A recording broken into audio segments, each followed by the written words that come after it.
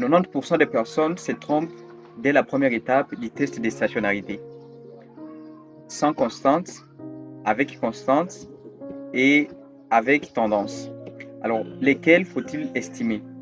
En quelques minutes dans cette vidéo, vous apprendrez enfin d'éviter cette erreur qui pourra même invalider toute votre analyse économétrique.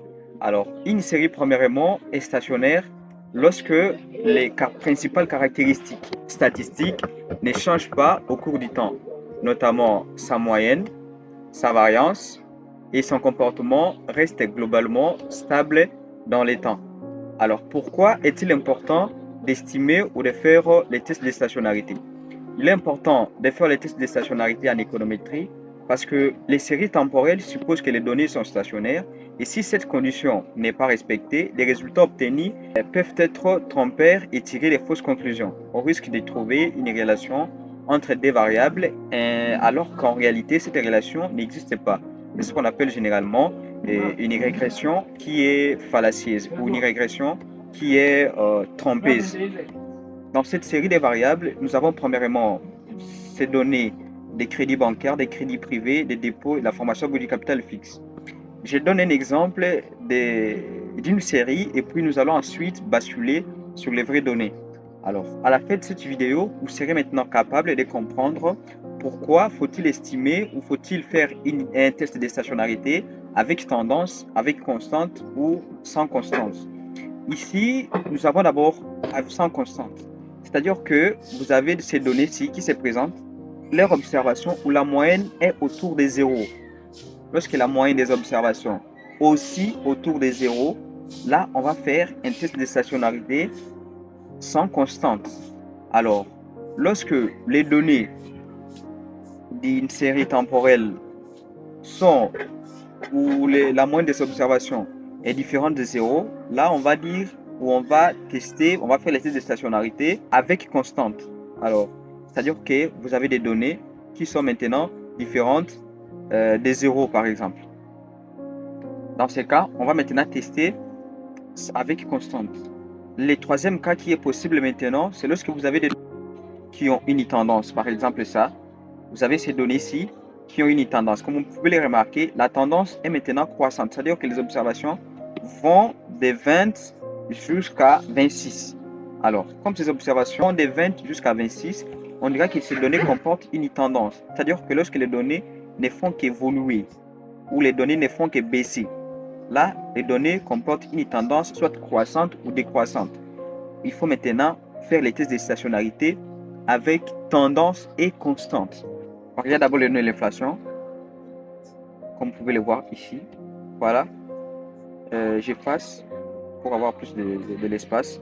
On va faire un test avec constante parce que la plupart des données n'oscillent pas autour des zéros. Nous avons des 9, des 0 jusqu'à 9, des 14 et puis jusqu'à ça. Donc, les données n'ont pas de tendance et les données n'oscillent pas autour des zéros. Donc, nous allons faire un test de stationnarité avec constante. Alors, pour ce faire, comment y procéder? Dans View, ici, comme vous pouvez le remarquer, dans View, j'encercle, dans View.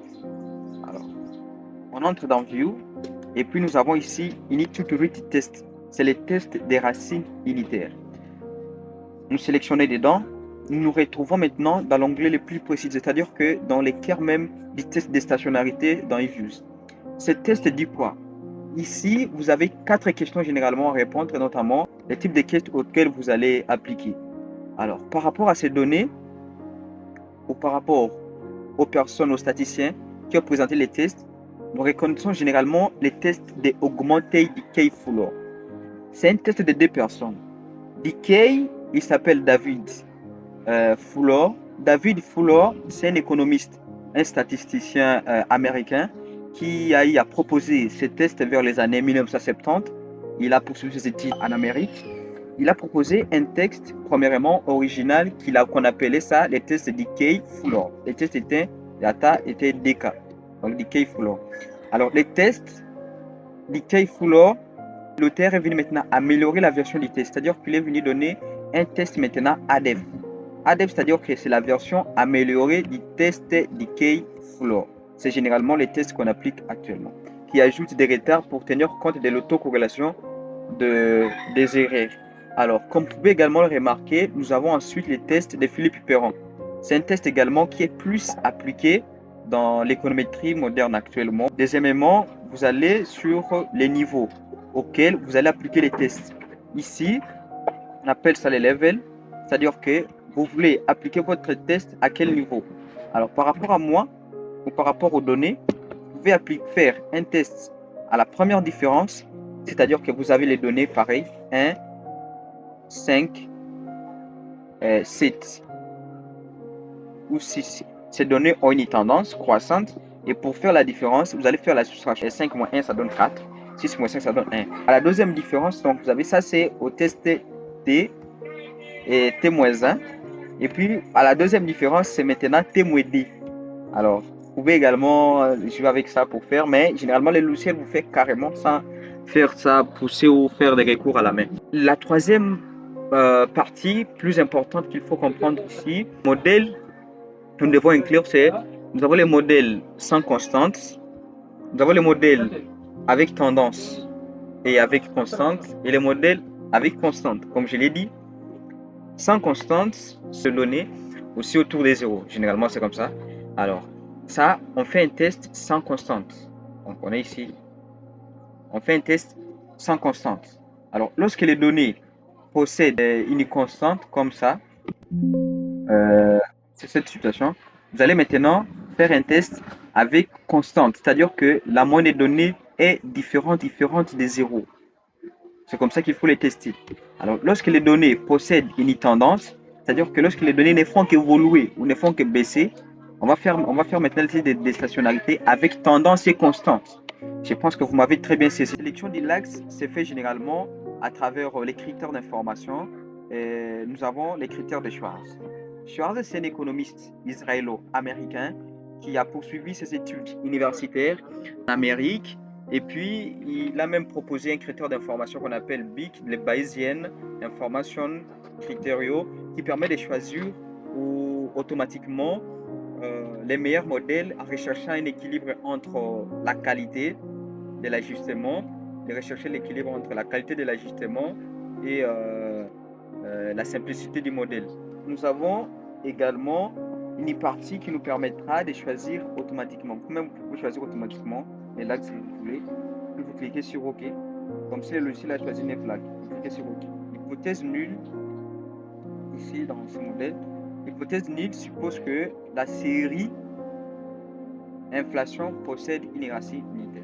C'est-à-dire que la série de l'inflation n'est pas stationnaire. On a appliqué les modèles de l'équation étaient avec constante.